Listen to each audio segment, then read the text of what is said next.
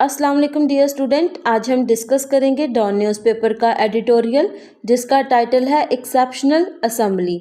Exceptional का मतलब होता है अनकॉमन, कोई ऐसी चीज़ जो कि आम ना हो।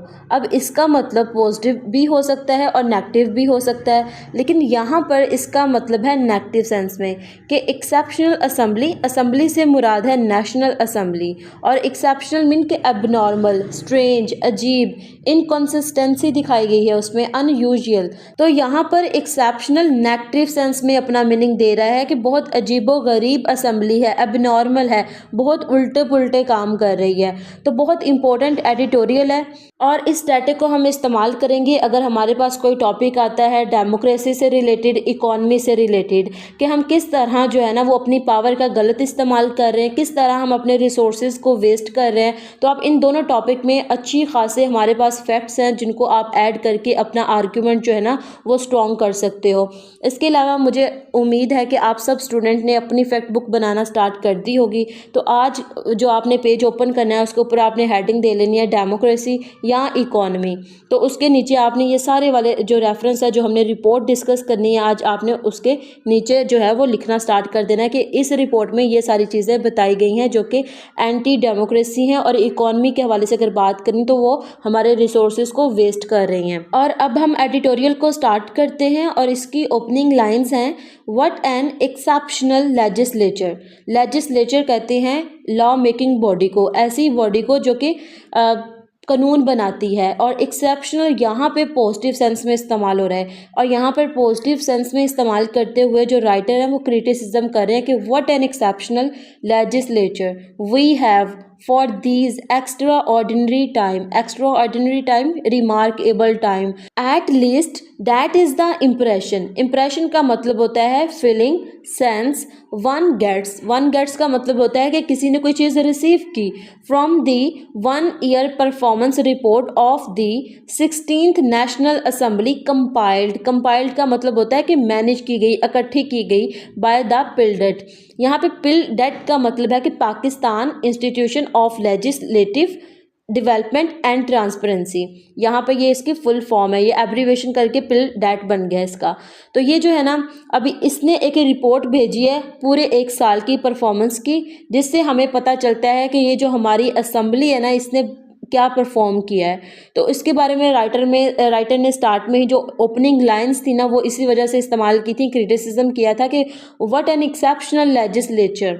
और ये जो Pakistan institution of legislative development and transparency है ना, ये एक थिंक टैंक है, a think tank which conduct mean जो मैनेज करता है पीरियोडिक एनालिसिस मतलब कि थोड़े टाइम बाद एनालिसिस करता रहता है कि वहाँ पर क्या हो रहा है उस असेंबली में, उस जगह पर, ऑफ लेजिस्लेटिव एक्टिविटीज़, कि जो कानून बनाने वाले अदारे हैं ना, लेजिस्लेटिव बॉडीज़ है ना, उनकी एक्टिविटीज़ का थोड़े टाइम के बाद जो है ना वो पीरियोडिक एनालिसिस करता रहता है। और ये जो थिंक टैंक है इसने इसी तरह एनालिसिस किया है, पीरियोडिक एनालिसिस किया और एक रिपोर्ट मैनेज करके, कंडक्ट करके हमें भेज दिया है कि ये आपके हालात हैं आपकी नेशनल असेंबली के। अब आगे हम डिस्कस करते हैं इस रिपोर्ट को कि ये जो PILDET ने रिपोर्ट भेजी है इसमें ऐसा क्या था। ये जो है ना 16 नेशनल असेंबली, ये एक MCQs है, आपसे पूछा जा सकता है कि ये कौन सी नेशनल असेंबली है, तो आपको पता होना चाहिए कि 16th नेशनल असेंबली है। और ये जो रिपोर्ट है इसकी ये जो फुल फॉर्म है ना, PILDET की फुल फॉर्म क्या होती है, तो इसका भी आपको पता होना चाहिए, इसलिए मैंने स्टार्टिंग में बता दिया था। ये दोनों आपके MCQs हैं। अब आगे हम जो है ना वो रिपोर्ट डिस्कस करते हैं कि रिपोर्ट में ऐसा क्या था। तो राइटर लिखते हैं, according to its findings, it's mean के PILDET की फाइंडिंग्स के मुताबिक जो उसने एनालिसिस किया कि हमारी लेजिस्लेटिव एक्टिविटीज़ के बारे में वो क्या था। The 16th national assembly manage to pass more laws in its first year despite mean इसके बावजूद, कन्वेनिंग का मतलब होता है meeting, for fewer days and hours than the presiding assembly. Presiding का मतलब होता है प्रीवियस असेंबली। अब पहले जो इस रिपोर्ट ने जो बात की ना वो ये की थी कि ये जो 16वीं नेशनल असेंबली है ना, इसने बहुत ज़्यादा लॉज पास किए हैं अपने पहले ही साल में आते ही। और इसके अलावा ये जो मीटिंग करवाते थे ना कि अब हमने ये वाला लॉ पास करना है, तो वो कुछ दिनों की होती थी मीटिंग या फिर सिर्फ चंद घंटों की होती थी। और ये जो था ना, ये सिलसिला जो था ना, ये पिछली जो प्रीवियस असेंबलीज थी ना उससे बहुत ज़्यादा था कि इतने ज़्यादा जो लॉज थे ना उन्होंने नहीं पास करवाए थे जितने इन्होंने पहले साल में ही आकर पास करवा लिए हैं। इस रिपोर्ट का जिक्र करते हुए 26 अमेंडमेंट की बात कर सकते हैं, वो भी तो दिनों में उनका जिक्र हुआ है और घंटों में वो पास हो गई है। तो इस तरह हम उसका भी जिक्र कर सकते हैं कि इसी तरह वो पास हो गई है। नेशनल असेंबली जो है ना ये होती है, इसका मतलब होता है लोअर हाउस। लोअर हाउस के बाद जो होती है ना, इसके बाद जाती है रिपोर्ट सेनेट में और उसके बाद जाती है प्रेसिडेंट के पास। तो नेशनल असेंबली जब पास कर देती है तो फिर सेनेट के पास और फिर प्रेसिडेंट के पास, इसी तरह जो है ना 26 अमेंडमेंट पास हो गई और हमें पता भी नहीं चला कि पाकिस्तान में हो क्या रहा है। इनफैक्ट हकीकत में दी 47 लॉज इट पास्ड कि एक साल के अंदर 47 लॉज जो हैं वो पास किए गए हैं। फार सरपास्ट का मतलब होता है कि ये बहुत ज़्यादा हैं। आलमोस्ट ऑल प्रीवियस असेंबलीज के पिछली जितनी भी असेंबलियां गुजरी हैं ना उन्होंने इतने ज़्यादा लॉज पास नहीं किए जितने इन्होंने अपने एक साल के अंदर कर दिए हैं। First year output and were almost 7 times the average number of bills pass during the first year कि तकरीबन 7 गुना ज़्यादा बिल पास किए गए हैं इन्होंने जो पहले साल में किए हैं बाय द 4 प्रीवियस असेंबलीज। कि अगर पिछली 4 असेंबलियों को कलेक्ट किया जाए ना तो उनसे 7 गुना ज़्यादा इन्होंने बिल पास किए हैं अपने पहले साल के अंदर अंदर, अकॉर्डिंग टू द पिल्डेट प्रेसिडेंट। और ये जो स्टेटमेंट है ऊपर वाली ये दी है पिल्डेट के प्रेसिडेंट ने। और पिल्डेट का क्या मतलब था? Pakistan institute legislative development and transparency. तो इसको आपने याद रख लेना कि इसकी फुल फॉर्म क्या है। और ये जो है ना अपने डाटा जो है अपनी फैक्ट बुक में ऐड करना है, इंपॉर्टेंट हमारे पास एक रेफरेंस आ जाता है ये। However, the Assembly's increased output should not be mistaken for enhanced efficiency or improved conduct। कि ये इसलिए नहीं उनकी असेंबली के जो मेंबर्स थे उनको बढ़ा दिया गया कि ये इंक्रीज़ करेंगे एफिशिएंसी को, मीन ट्रांसपेरेंसी लेके आएंगे, करप्शन नहीं करेंगे, अच्छी चेक एंड बैलेंस रखेंगे अच्छा खासा, ऐसा कुछ भी नहीं था। और इम्प्रूव्ड कंडक्ट मीन कि अच्छी मैनेजमेंट होगी, ऐसा कुछ भी नहीं था। The PIL that president regret mean के अफसोस का इजहार किया that most of the laws were hurriedly passed. Hurriedly mean के बहुत ज़्यादा जल्दी के साथ पास किए गए हैं without any meaningful debate in the standing committees और within the full house amid mean के in the middle of something के दरमियान में स्ट्रॉन्ग प्रोटेस्ट। तो राइटर ये कह रही हैं कि मोस्ट ऑफ द लॉज के बहुत सारे जो लॉ पास किए गए हैं ना, जैसे अगर हम सिर्फ 26 अमेंडमेंट की बात कर लें तो वो इतनी ज़्यादा जल्दी में पास किए गए हैं कि उसके ऊपर कोई भी मीनिंगफुल डिबेट नहीं की गई कि इसके क्या आउटकम्स हो सकते हैं, इसके क्या नुकसानात हो सकते हैं, इसके क्या फ़ायदे हो सकते हैं। जैसे अब हमें पता चल रहा है कि 26 अमेंडमेंट के ये सारे नुकसानात हो रहे हैं। अब हमें जब इम्प्लीमेंटेशन हो रही है ना उन चीज़ों की, तो अप्लाई हो रही हैं चीज़ें, तो अब हमें पता चल रहा है कि प्रैक्टिकली इसका इतना ज़्यादा नुकसान हो सकता है। तो इसके ऊपर कोई भी मीनिंगफुल डिबेट नहीं की गई इन द स्टैंडिंग कमेटी और within the full house के पार्लियामेंट में कोई भी इस पर डिबेट नहीं की गई अमिड स्ट्रॉन्ग प्रोटेस्ट। और इसके साथ साथ जब ये लॉ पास किए जा रहे थे ना तो साथ साथ प्रोटेस्ट हो रही थी पाकिस्तान में बहुत सारे, जैसे कि जो हैं वकील हैं वो अपनी प्रोटेस्ट कर रहे थे, बलूचिस्तान वाले कर रहे थे, स्वात वाले कर रहे थे, सिंध वाले कर रहे थे, पानी को लेके बलूचिस्तान वाले वो अपने ह्यूमन राइट्स की वायलेशन की वजह से कर रहे थे। तो मल्टीपल जो है ना वो पाकिस्तान में प्रोटेस्ट हो रही थी, पीटीआई वाले कर रहे थे। तो ये ना इतना ज़्यादा एक अलग से एक सिचुएशन थी पाकिस्तान में, और मतलब कि पॉलिटिकल इंस्टेबिलिटी थी और इनको जो है वो अपने लॉ पास करने की पड़ी हुई थी। कर्सरी मीन के बहुत जल्दबाजी में। Look at some of the laws is enough to bolster का मतलब होता है कि सपोर्ट देना। The impression that parliament has been acting merely as a rubber stamp.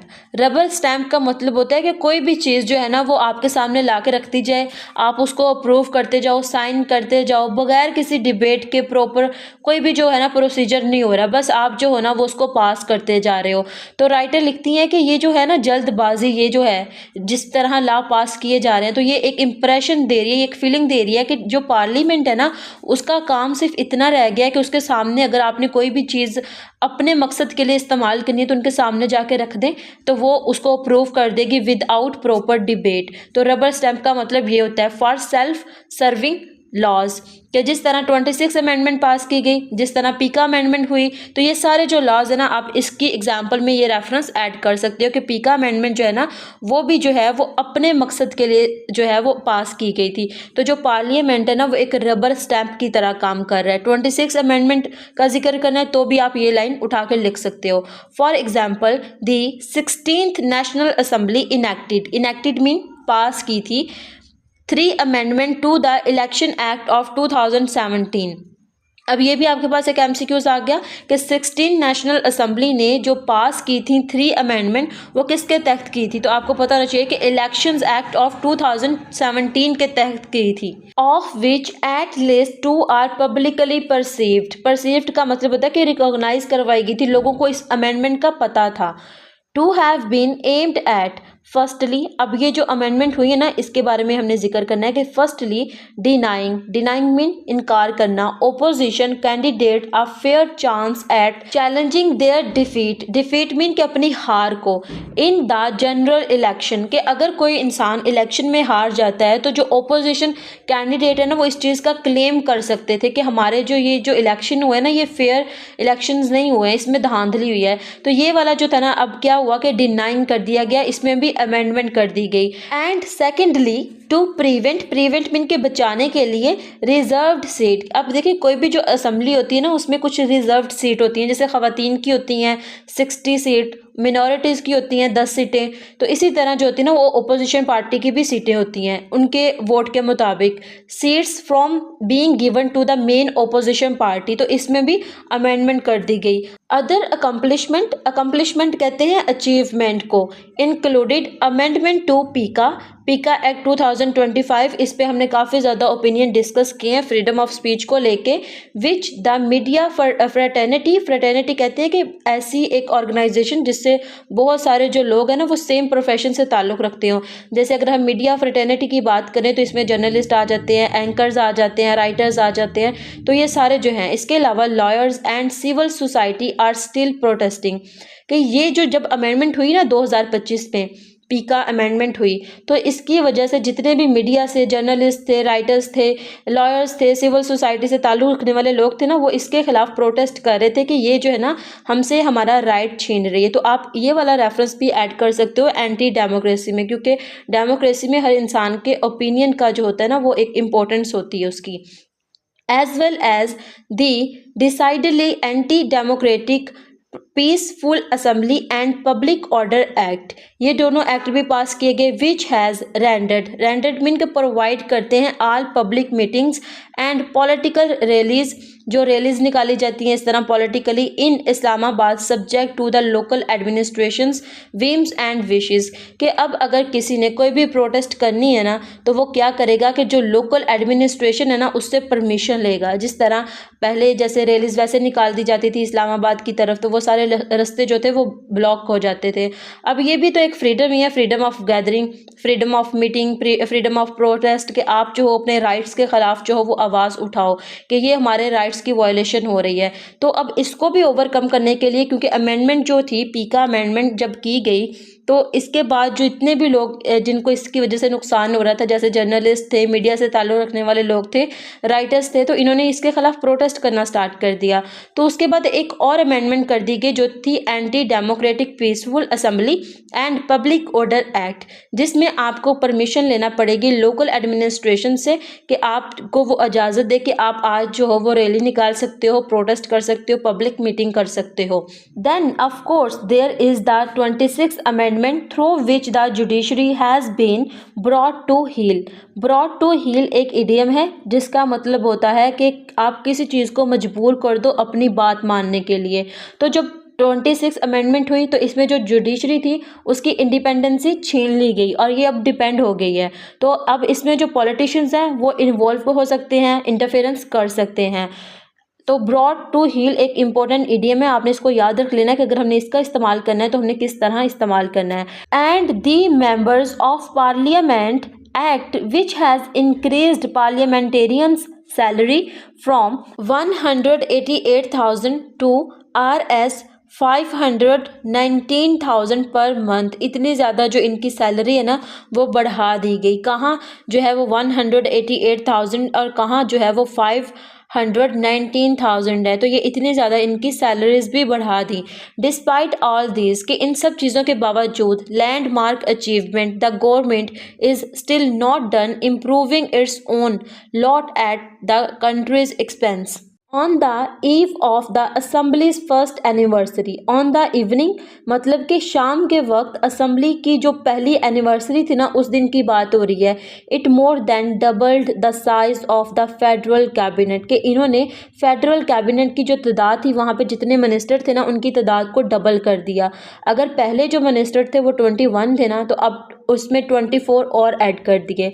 और या ये वाला जो डाटा है ना आपने ऐड करना है इकॉनमी में, कि हमारे जो रिसोर्सेज है ना वो गलत तरीके से इस्तेमाल किए जा रहे हैं। अब सैलरीज बढ़ा दी, उतनी सैलरी के साथ भी काम चल रहा था तो इतनी ज़्यादा डबल भी नहीं की, कई गुना ज़्यादा कर दी है। अगर पहले 188,000 थी तो उसके बाद जो है वो 519,000 जो है वो पर मंथ इतनी ज़्यादा इसकी पे कर दी गई।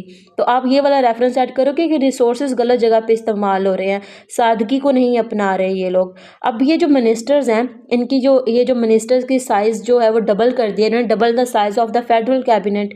तो ये जो 24 मिनिस्टर और ऐड किए हैं, अब इनके घर भी बनाए जाएंगे जो बहुत ज़्यादा अच्छे होंगे, इनको गाड़ियाँ फराहम की जाएंगी, इनकी पे भी दी जाएगी इनको। वो सारा खर्चा कहाँ से आएगा? जो अवाम है वो टैक्स दे नहीं रही है, कर्जे से हम मुल्क चला रहे हैं, सैलरीज जो हैं ये बढ़ा रहे हैं, मिनिस्टर्स का साइज़ कम करने के बजाय ये ज़्यादा कर रहे हैं। तो ये जो है ना आप इसका डबल स्टैंडर्ड लिखोगे कि पता नहीं ये करना क्या चाह रहे हैं।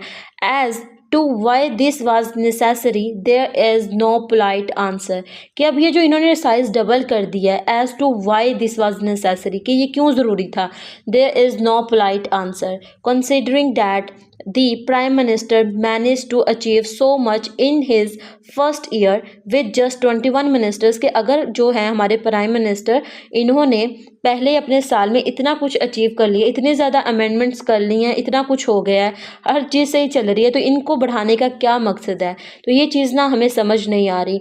Just 21 ministers, why did he need 24 more in his cabinet, तो क्या ज़रूरत थी कि उनको 24 मिनिस्टर्स और ऐड करने की अपनी कैबिनेट में।